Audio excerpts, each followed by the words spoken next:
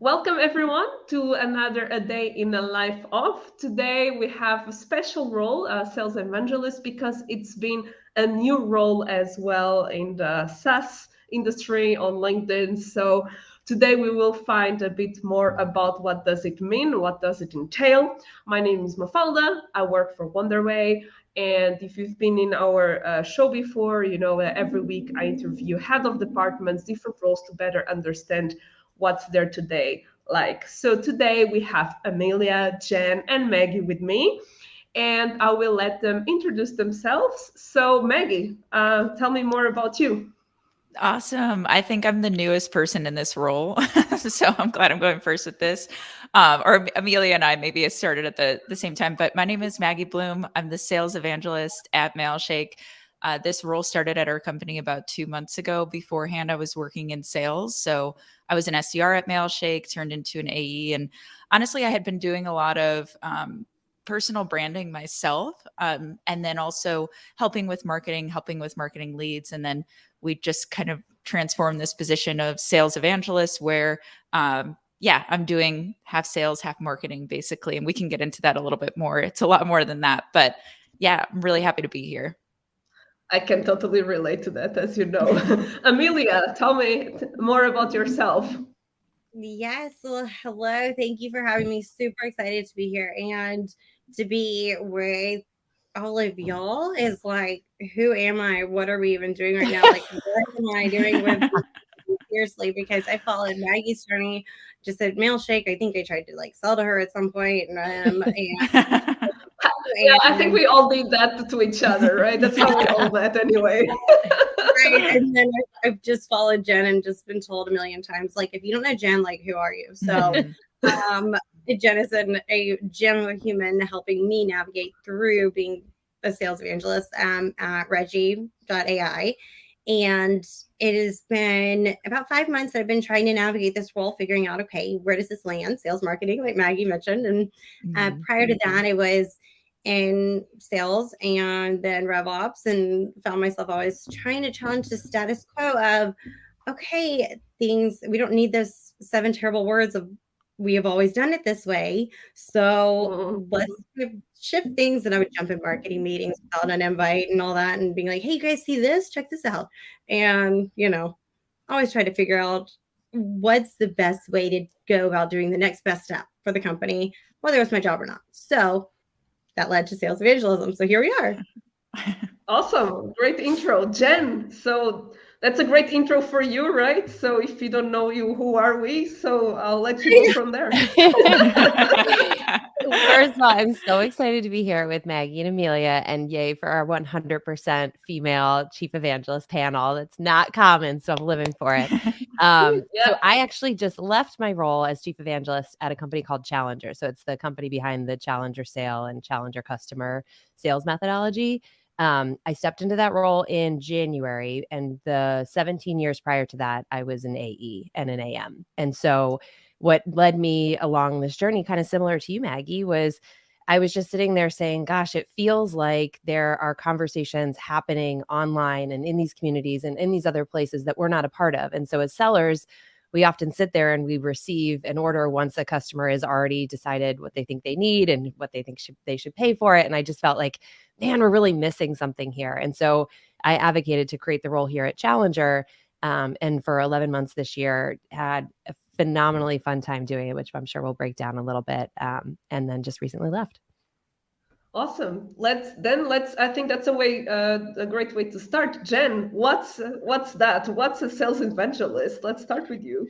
Yeah, I think one of the most fun parts about this is every flavor of evangelism that I've come up against is a little bit different. Like there's not like one, like if you're an accountant, you're an accountant, right? As an evangelist, you can have different business problems that you're addressing. So for me, I worked for a professional services company, and part of the problem there is it's an intangible product, right? There's not like a demo that you could do and touch it, feel it, see it. And so for me, a big part of the thing that we needed our customers to realize was that they had a problem that necessitated a sales methodology. And so for me, a lot of it was around how do I go out and educate the market on the root causes of the problems that they were seeing in a completely different way that would spark curiosity. So they would show up in my DMs and say, hey, you kind of hit the nail on the head with the problem that we're seeing. I never considered that root cause. Can we have a conversation? I'm not ready to be thrown into somebody's pipeline, but I want to just have a conversation. And many of those conversations ultimately led to handing those off to AEs to turn it into pipeline. So for me, the biggest component of my role was to try to get people who were either passive about sales methodology or people that thought they hated Challenger to think differently about the problem, such that they would be open to Challenger as a solution. Amelia, I see you nodding. No, it's so, all of that is so spot on. I mean, it's really just going and the flavors. I like how you address that as being different flavors, because it is. I mean, there's different, it's not like RevOps. Everybody has kind of a different opinion on what that really is and a different take on what that is. Definition. So I think a lot of people are just trying to figure out what evangelism is within their company and if it is right for their company. But to me, it's meeting your buyers where they're at, one, and then two, being an expert in what you do. But if you're not totally that expert, it's okay, because you can still be that bridge of trust, literally a walking, talking bridge, if you will, from being where your buyers are at and then taking them to the solution that maybe they don't realize that they've got a problem they need to solve, but you're present within these communities, these dark social groups, the dark funnel, wherever it may be, but you're bringing insights, different, you're responding to people who are just asking simple questions, whatever it may be. It might not be beneficial for you specifically with it being totally revenue generating right then and there, but I full-heartedly believe that evangelism is a long game. I mean, it's playing the long game and the winning game when you do it well and you do it right and you invest in it 100%. How about you, Maggie? Yeah. Do you have a different perspective? Do you agree? No, I agree with both what Jen and Amelia said. And I think, yeah, it really comes down to something Jen said. It's like, what's the problem your business is facing right now from like maybe a marketing or sales standpoint? And that's where I think the sales evangelist role can kind of evolve from company to company, just from what I've heard them talk about. And one problem I know Mailshake had faced was, we originally were a bootstrap startup. We're a sales engagement tool. There's a lot of competitors in the sales engagement space at all different walks. So enterprise, mid-market, solopreneur teams. And when we first started out to gain revenue, we were giving Mailshake out for free to marketers. And then all of a sudden, like a salesperson accidentally used it. And they had really great success with it. And they talked about, hey, this is such an easy platform to use.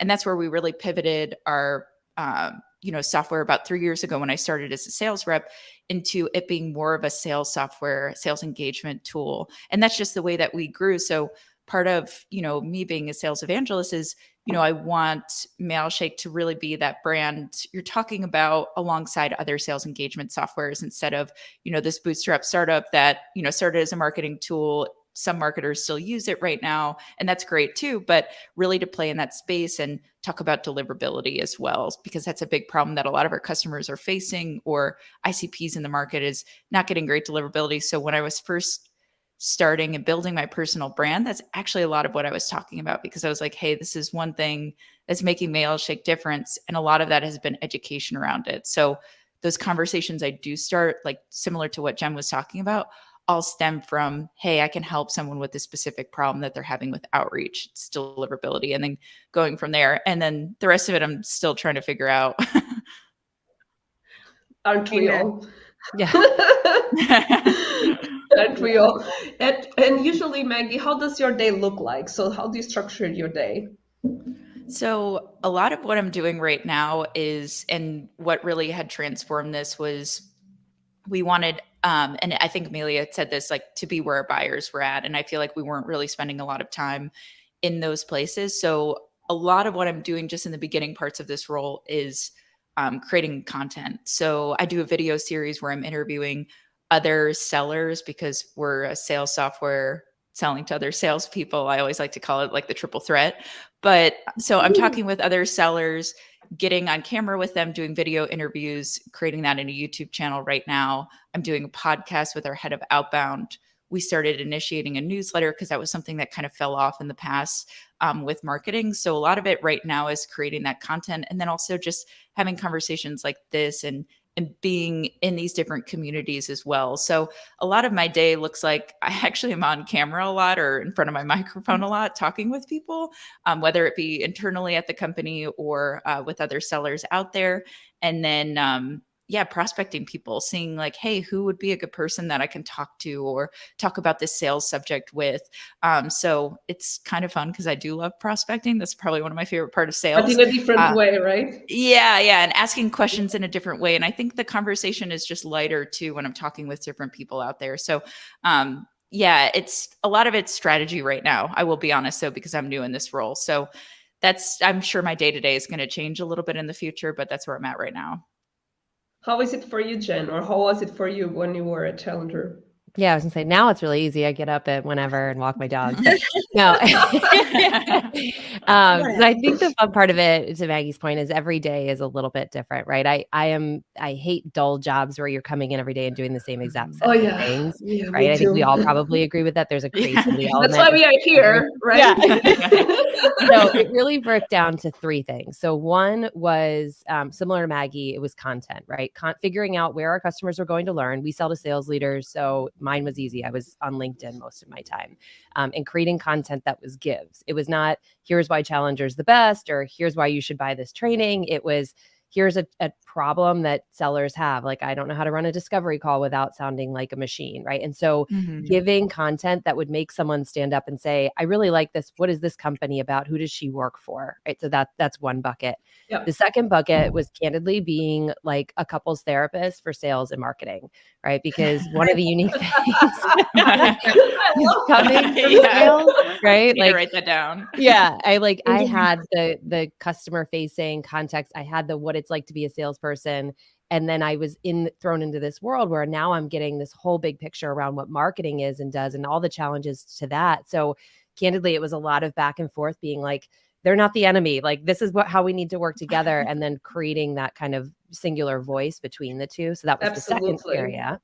And then the third area was SME support for AE deals. So because a big part of my job, at least how I measured my success, was I contributing to new logo acquisition for many of the deals where that they would have originated or have been sourced by me. I would then be pulled in later to, be a subject matter expert on a particular topic. And so, like I said, there's lots of different flavors. Like in my role, we didn't really touch community. I had a podcast and a webinar series, and we kind of created a community, but we didn't have a formal community like some other evangelists I've seen. So that's where I think it can kind of be what you make it. Yeah. How about you, Amelia? Totally can be what you make it, which is the fun part of it. So I was challenged to write a brand new job description for my role. And the wonderful Nina Butler has joined our team over at Reggie, who has been a godsend in saying like, okay, consolidate all of this, Amelia, because you've got way too much going on in your mind. And let's put things in these buckets and then put these bullet points within these buckets where they fit. Let's focus on two things at a time. And then let's trial and error, figure out what works, what doesn't work, especially going into 2023. Let's have a game plan. Like, let's figure out exactly what we're even doing, because this is a revenue generating role. But it also, like you said, it's tying sales and marketing together, making them not the enemy, because they're not the enemy of each other, but the messaging has to be the same. I mean, if sales is saying one thing, marketing saying another thing, they're not speaking the same language. There's confusion. Buyers aren't coming. Buyers are smarter than ever. We know that. So they're speaking to their peers opposed to just saying, oh, can I get a demo from you guys? I want to learn more. Sure, they can go the PLG route, all that. But if you're where your buyers are at, which has been a big thing for me, is being within the communities and then showing up in different whether it be in a WhatsApp group or a different, a Slack community, whatever it may be, those places, and then just being visible and being that person who is sort of playing that SE role too. I'm playing that, and by no means am I any kind of a sales engineer by any stretch of the imagination, but really the subject matter expert when it comes to oh, this girl knows what she's talking about when it comes to Reggie, but she also is a trusted source. I can say, hey, is this a good fit for us or not? Who's going to be honest and open with me?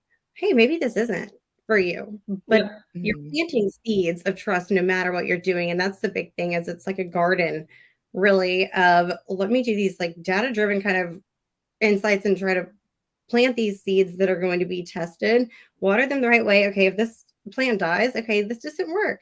Great, let's plant something else and see and water it and figure out what works.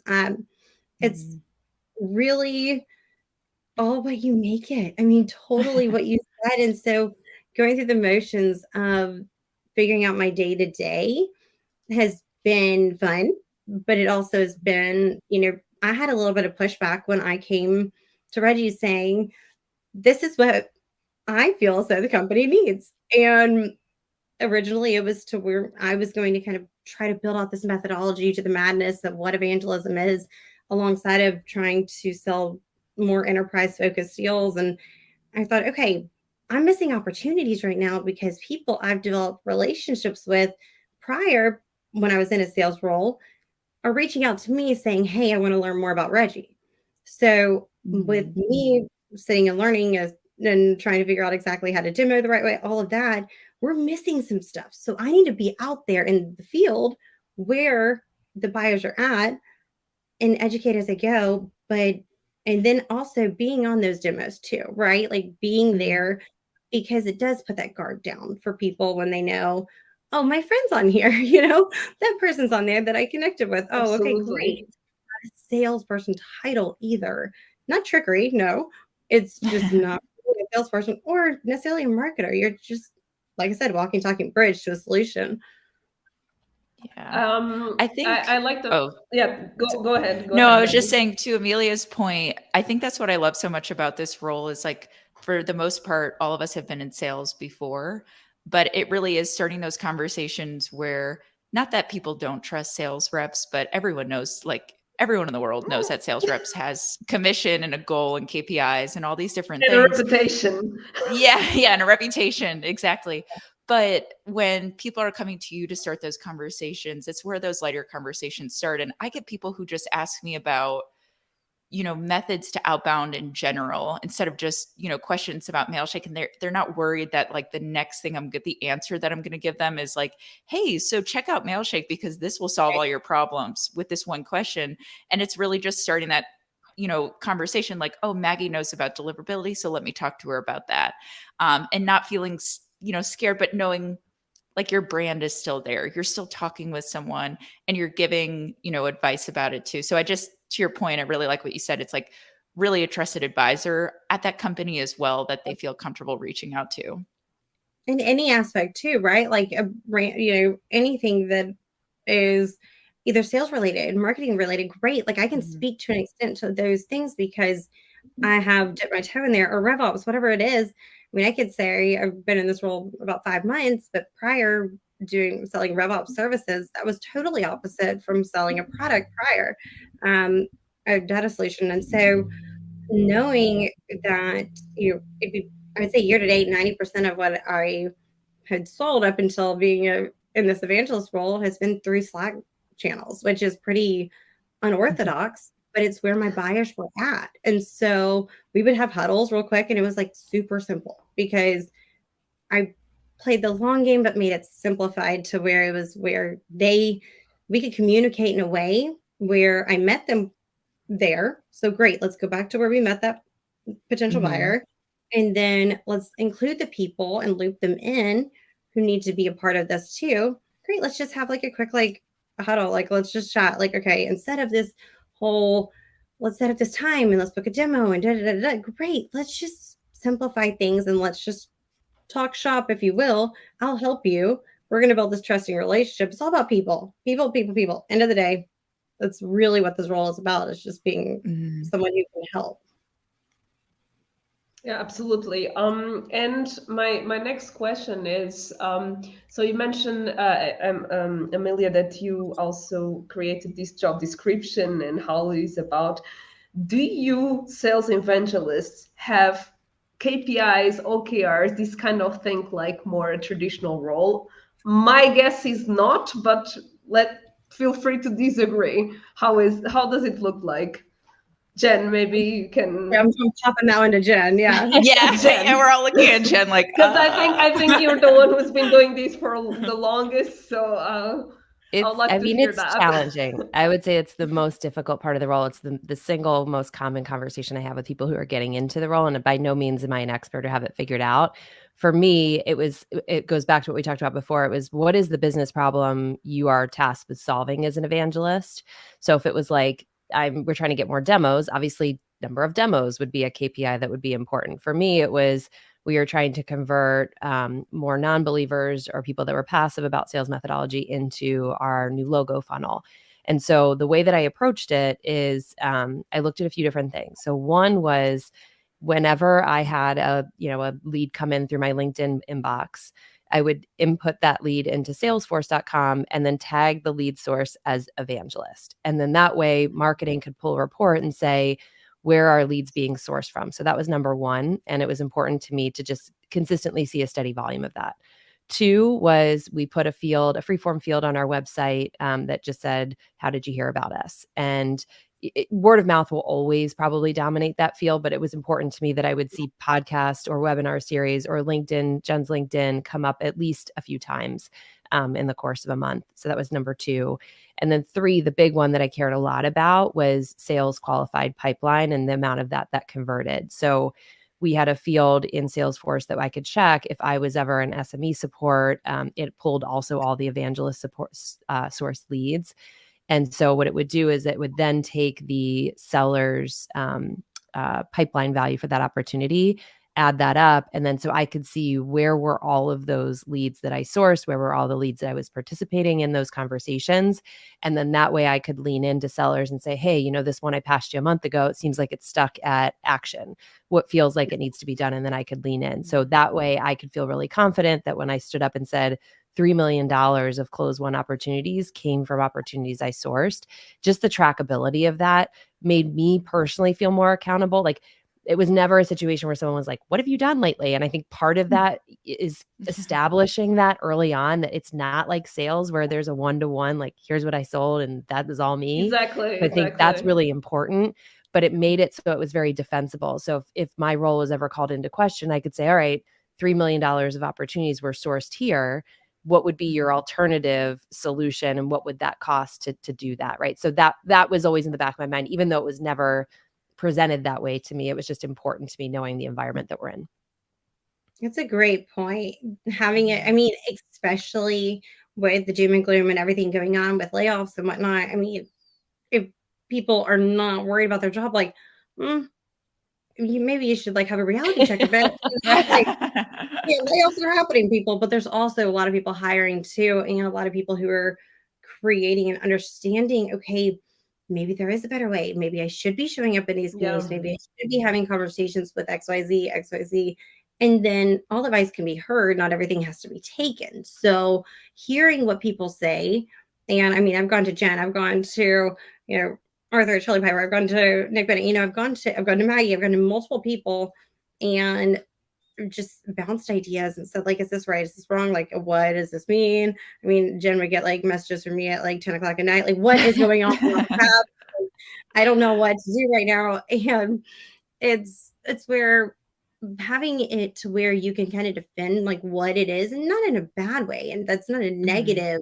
No, not at all. Not at all. Just been like, hey, or just, this is what I've done. Here's the proof of my value to the organization. And this is why this role matters, because I'm not just, it's not this PLG motion of let's bring maybe free users in. It's not freemium, all of that. Sure. Can it lead to that? And you have the form and have the attribution, which is something that is absolutely important for KPIs. You've got to know what it is, what it is that you're bringing in. I mean, if not, just start an Excel sheet, whatever, Google sheet, whatever, because you want to have something to track. Like, if you're not tracking, what are you doing? Because you can't go backwards and be like, I think I had a conversation here. You're just wasting time. You're spinning your wheels. And I learned that pretty quick, that if I wasn't tracking things, like, things were going away and people were having conversations with companies like I'd sold to before, or I'm talking to you through a different channel. So everything has to be documented too. Documentation being so important. And then realizing, okay, there's these sales ready opportunities that are out there. So having like this SLG kind of approach of, okay, I'm going to be enterprise focused, and then I'm going to engage within these dark social communities. And then I'm going to pass these opportunities that are our sales ready opportunities to the AEs who are going to be able to really run with it and close and do all that. Have I been there? Have I closed? Have I won things? Absolutely. Do I want to do that right now? No, that's not my goal right now. But do I want to be a part of it? Yeah, because it's bringing that top of the funnel too into the whole selling motion, and having the top of the funnel trust you. That's a huge gain for anybody, right? Like any company having top of the funnel, not just champions, not just influencers, people who are going to be like, okay, maybe we can push this, or free users, all of that. It's that C-suite or the VP of sales, whoever it may be, whoever your ICP is, that person who's got pen in hand, who's like, oh yeah, we should chat with them. Like, yeah, let's keep this conversation going. Let me bring in my people I've delegated things to, that I'll be the one to pretty much sign off, but you're going to have the conversation with them, all of that. So it is a matchmaking thing. And I wrote down couples therapists because I'm going to change my headline. Yeah. Like couples therapists between sales and marketing, because it is what it is. It's matchmaking almost of, okay, who has the problem? Great. Everybody does to some extent within their organization. Lying if you say that you don't, but you might not be able to solve everything. But if you show up with the intention of, I'm not trying to just sell to you, I'm trying to help you. And I know what I'm doing in this field and in other areas. And I've got a really great network of people who, if I can't help you, I can pass you along to someone else too. That's a referral that's waiting to happen somewhere along the lines too. Yeah. And I like what everyone said too. I think since it is such a new role, or obviously I always think new roles people have been doing in the past in some type of capacity, but I think that's where it's really important to, even if it's a measurement you created on your own, but really to keep track of those statistics, because it is one of those things where you're like proving the role, you're proving yourself, you're proving the role. And even Mafalda had started this question with, I don't think that you all have KPIs, and it's just from the nuance of like learning about it. We all know that AEs have to close X amount of deals, SDRs have to start X amount of meetings. And so I think, it's just figuring those out and making sure that you're documenting. But most people, I think, with a sales evangelist out there, I just kind of started a spreadsheet one day and was like, okay, let me start tracking everything I'm doing. Let me start tracking these new conversations in here. And I'd say a lot of my measurements right now, since I'm more like really deep into creating content and starting it there, is more marketing metrics that I'm used to. So like impressions, how many new followers, how many new downloads, views, things like that. And then I'm also keeping track of, hey, where are those new conversations coming from? Are they coming from this webinar? Are they coming from this video? So I'd say a little bit different, or not different, but just like a lot of what's important to me right now is the marketing aspect of it. But Amelia made a good point of like, we are the people starting the conversations. And I always like to think of it this way, is like, evangelists, we've all been in sales before, and SDRs are typically the ones starting conversation who are super new in a role. They stay at a company for, let's say, like a year. So they learn just so much about a role, and SDRs do great out there and they're great at starting conversations. But that's where I think the sales evangelist can come in there with maybe higher value deals or just starting more conversations, because we have a lot of and I wouldn't say that confidence just comes out of thin air. It comes from that we've been in these sales roles before. We've done the SDR role before. We've done the A role. We've been at our companies for X amount of time, or maybe not even, but just in the sales space for a while, that it becomes a bit easier to start those conversations as a trusted advisor over to someone. Yeah, I love that part. Oh, sorry. I was just gonna say I'm completely with you on that. Jen. Like, I think it's so unfair that we hire SDRs, we put them in product training for a week, and then we're like, go take on the hardest part of the whole damn job, right? Like that is an insane formula. And I think I am really bullish that the future of sales is going to be let's take that part, which is the hardest, which is opening the conversation, and put our, tenure, not even 10, it has nothing to do with tenure, but let's put evangelists towards solving that problem. And then let's have SDRs be people that activate learners with us, right? Like sending out helpful information instead of sending out 15-minute call. And I think all three of us probably agree with this, because it's just an unfair thing. And then we fire SDRs when they can't hit the number. It's like, well, of course they can't. We haven't harmed them to. No, we train them with that methodology, and they follow it. They fail, and then we fire them. It's like, this is insane. Well, that leadership, like I have, and I'll say it with like zero shame at all. Sales management will be the death of SDRs totally, because the coaches don't know how to coach, trainers don't know how to train, because no one's training the coaches and trainers how to do their job. So it's a common sense, which isn't common, to know how to go and do things in a different way, because maybe there's a better way than hitting the phones and making 800 dials a day, which is still not your number, which is psychotic. I'm just throwing that out there. I think it's totally psychotic, because there is a better way to do things to meet your buyers where they're at. But do you know where your buyers are? And if you don't, you got to go test and figure it out. I mean, they might be on like Reddit threads. Like, I don't know. Like, you've got to go figure out buyers. Yeah. I mean, and there's simple ways to test, but what you don't know what you don't know. No one does. So having that ego go down, that pride go down, and saying, I am going to prove this role out within my organization. I mean, I had to go and literally say, here's the reason as to why we need this over here. And I'm being looked at kind of like, okay, I hear you, but this isn't, we've won doing things the way we've been doing it. And I'm like, okay. So I'm like, I got to prove something. So the next day I bring, from just a simple talk shop, quick conversation. I didn't know who it was exactly when I first chatted with her, but she was the CEO, global CEO of Babbel, big organization. We talked their pavilion. She just asked a question. I answered. She said, can we hop on a call? And I'm like, sure. And then now it's led to an opportunity. I mean, all of that. And it's like solely from showing up from where she was at and just being a helping hand. And the whole conversation wasn't around Reggie by any means. It was literally talking about what her problem was then, providing guidance, being a soundboard, listening, and being an advocate for her.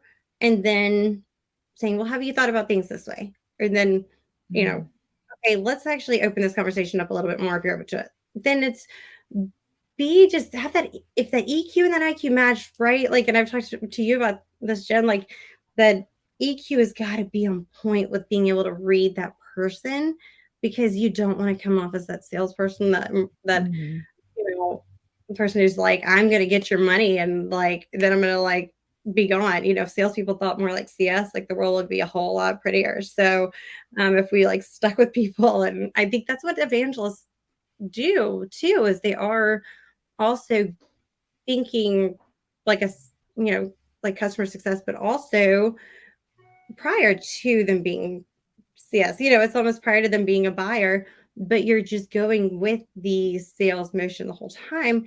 You're keeping up with it, but you're also out in the field and you're trying to figure out what the industry trends are and where the market's going, being in the know, understanding the pivots, shifts, all of that. But okay, I'm going to ask you something. So like, Jen, you were under sales, right? Maggie, you're kind of like both. Yeah, I feel like I'm split in half. Okay, so I am declared under marketing. I can't draw stick figures, so I'm like, they're like telling me color schemes, and I'm like, wait, what do you mean? What I do? No. So it is an interesting thing what you're bringing up too, Maggie, is the learning something that we don't necessarily know when it comes to the marketing side of the business, really, because we've got the sales knowledge to the extent that we have, but understanding that there's the marketing aspect. Maybe we know more than we think that we know, and it's easy to overcomplicate, and which I do.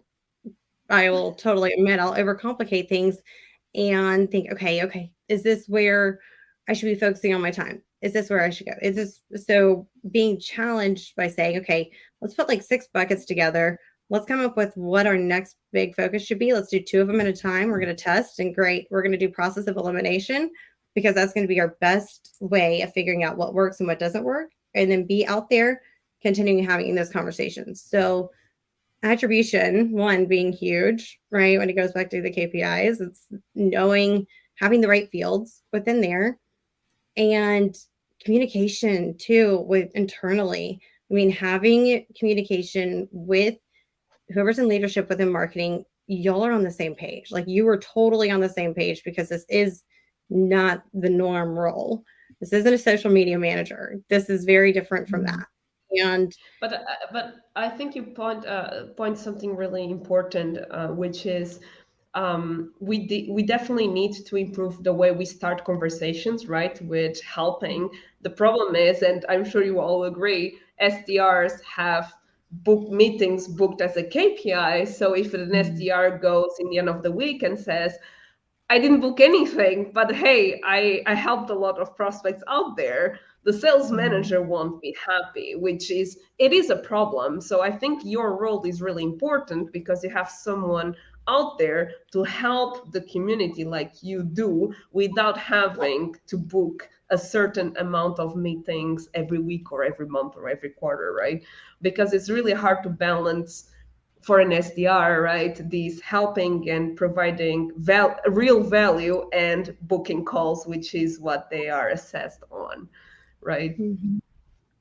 yeah. So I think it's really important to have that role in a company, the sales evangelist role that helps. And as you mentioned, you are between marketing and sales, and helping marketing here, helping sales. You can be like so this. filling other roles. You can love each other. I promise y'all, you can love each other. It's okay. We didn't have a CRO at Challenger. We had a head of sales and a head of marketing. If we had a CRO, to me, I think that is the perfect person for an evangelist to report into, because one of the challenges, I don't know if Amelia and Maggie, you face this as well, is I reported directly into our global head of sales, but that created still this and them atmosphere. I think if you have a CRO, direct reporting right there kind of solves for that problem, because you do need someone who can make a call over each without having to have a referee. A referee, yeah, totally. When I was in Miami this past week for a little bit, and met some of our team like in person, which is a game changer to begin with, is actually meeting people and being like, okay, pretty much, I mean, Matt Millen, who's our CEO, for me coming to him and kind of challenging the way things have always been, per se, and him not knowing me from Adam, basically showing up and saying, this is what I believe, and this is what I want to prove and do, because this is where I feel as though I believe in the company, I believe in the organization, and I truly believe in the leadership based off of the success that has been had prior. I want to be a part of this. So in doing so, this is where I bring the most value. And knowing where you bring the most value to personally is so huge. And almost a SWOT analysis on yourself. Like, okay, where am I best suited? Like, what am I good at? What do I like to do? What am I good at, but I absolutely hate doing? And figuring out like exactly where you fit. It all is, I mean, really, and then eliminating the things that aren't you. Knowing your strengths is so huge within this, because sure, can you be an introvert and still have this role? Absolutely. But it is, I would say, and maybe it's bringing a totally different kind of feel to this whole conversation, but I would say it is a bit more of an extrovert role. But there's content creation. I mean, I want to be a Reggie content creator and also user and subject matter expert, right? So I can speak to the product itself, but I also am very, I mean, I could talk to the wall right here, and be totally, I mean, that'd be weird, but like, I mean, I could talk to anybody. So that being said, what would y'all say the personality type of this role is really geared towards? Like, who fits this? Yeah. Yeah. I was like, that's a good question. I'd say, I think it depends, going back to just beginning a conversation of like what your goals are, what the business goals are when creating a role like this or someone stepping into a role like this. Because I would say, I don't know. I feel like I am a bit more introverted, and that's why I think I kind of fit into this role a little bit better, just from the aspect of, I still love talking with people, but it's not as much as sales where my conversations are very like, there's an end goal in mind. Like for every conversation I have, like, okay, the next step of this is to The get them next on a step. demo after that. Yeah. Like I don't feel like I have that next step in mind. So actually it takes the pressure off for me. And I feel like the conversations are just way lighter. Like I really am starting conversations. And of course I have KPIs like we talked about before of conversations that I start, but it really is more relaxing for me to just be like, okay, I'm helping this person. Like that's all I'm doing right now. And then I'm going to pass this along to another person, kind of like that reverse SDR role, like we're talking about right now. So I think it is showing up in those communities. I mean, Amelia, every single time I talk to you, it's over a Slack group and it's a different one that we're in each time. It's like we're talking and then it's this group and it's like, wait, where did we leave off? Yeah. Yeah. But I think it comes down to problem solving and like at the end of the day, like really having this ingrained sense in yourself that you're there to help people. You're there to really help this community. And it's not just necessarily backed behind your company. It's really just trying to start those conversations and help someone at the end of the day, which I just said 3 times, but that's really what I think it is. Help. Yeah. No, but it is. When you help, there's people who are going, I mean, the best salespeople within your organization are going to be the users of your product who are advocates for it, who are preaching, who are evangelists for your company. And you're kind of building up this army of people who are saying, hey, this is why you need this is why you need this product. Like I'm evangelizing. They're not on your payroll, but they're still spreading the good word of what your company is doing for them. And being able to have those conversations and knowing you contributed to them being like, hey, you need this because this is helping me do XYZ. Those are your best salespeople. You're not paying them, but they're using your money, like leverage that. And that goes into different avenues of what I think evangelism is too, is, there is the influencer marketing play. There's leveraging the advisors that you have within and leaning on them and knowing that they can bring a lot of value.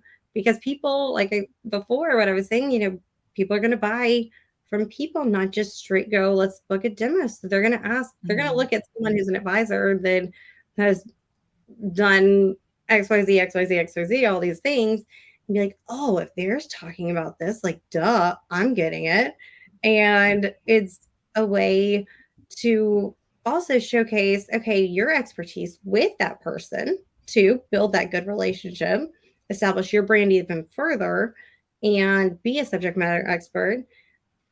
But knowing how to do that and track all that, it is tricky. I mean, it is not, it's not easy because I'm still trying to figure it out. Totally. Good.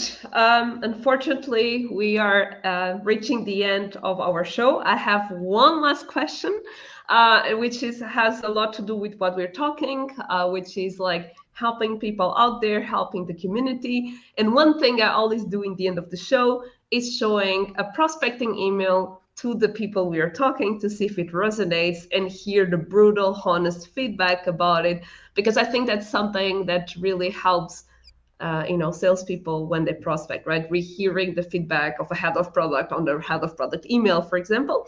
So I have here an email that's tailored for sales evangelists, and let's see if it resonates.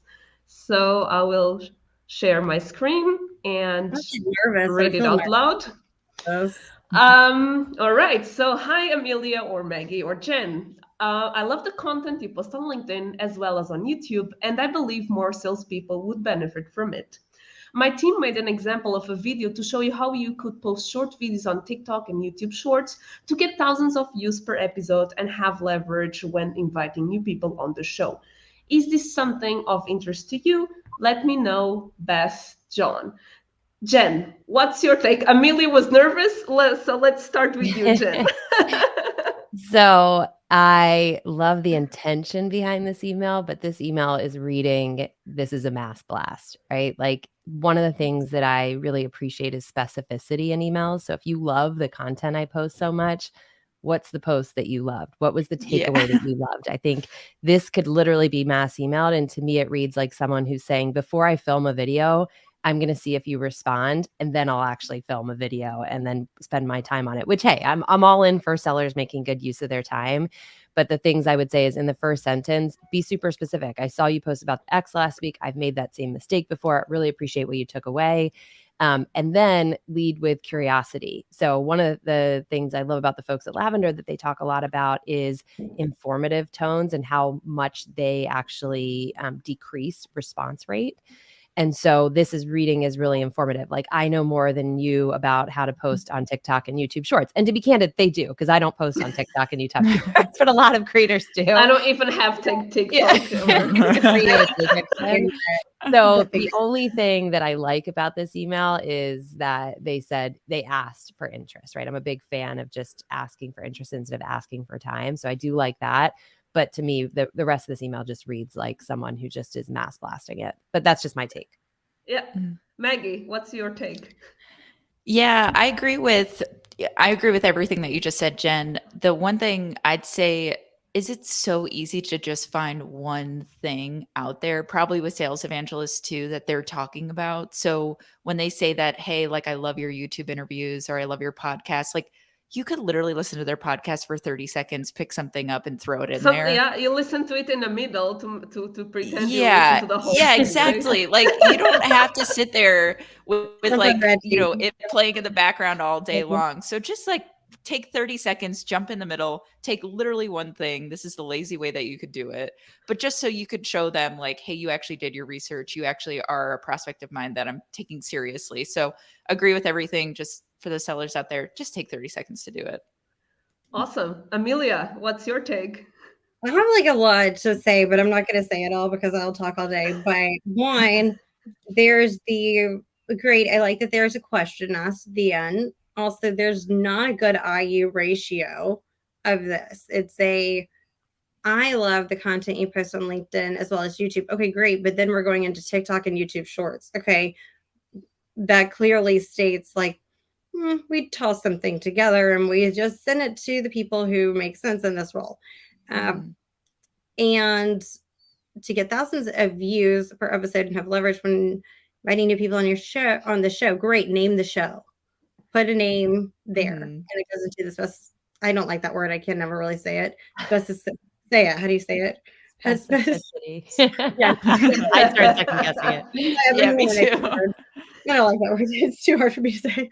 But it goes into that. It's like, okay, great. Put the show in there. I mean, there's Humantic, great. There's like the Reggie Chrome extension, great. It's going to pull what that is.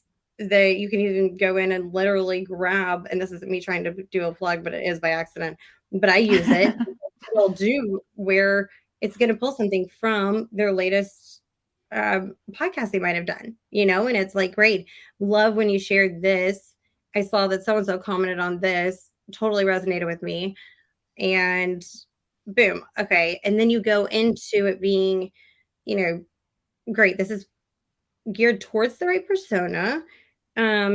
There's value not really, that they're sharing. My team made an example of a video, but like, okay, give me the video. Like, what do you do? Like, show me that, right? Like, I don't know. I don't like that. And then it's great. Okay. The pain here would be getting more people on the show.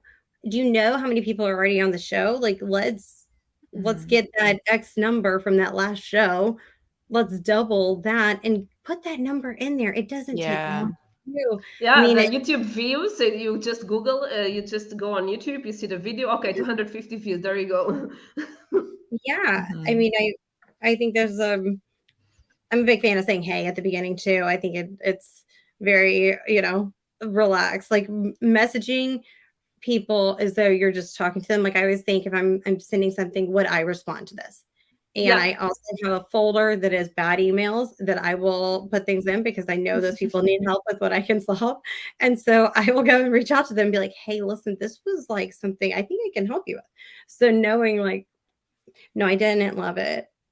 is what I'll leave that with. No problem. Great. I'm sure that for the people who are listening to us, this was extremely useful. I definitely, after this, I know a bit better what the sales evangelist does, and I can almost say I'm doing more or less what you are doing. So I'm not sure if I should change my title, but You can change the title. It'd be great. I'll see what my boss thinks about it. And thank you so much once again, Amelia, Jen, Maggie. It was great to have your insights. Thank you for spending your time, the most precious resource of all of us, to speak with me, to give more insights, to review the email. It was great having you here. And yeah, for those who are listening to us, definitely follow these 3 sales evangelists on LinkedIn, especially if you're in sales and you'd like to hear some great advice. So thank you so much once again. Thank you. Great Thank being you, with you, ladies. Mafalda. Thank Bye, you. y'all.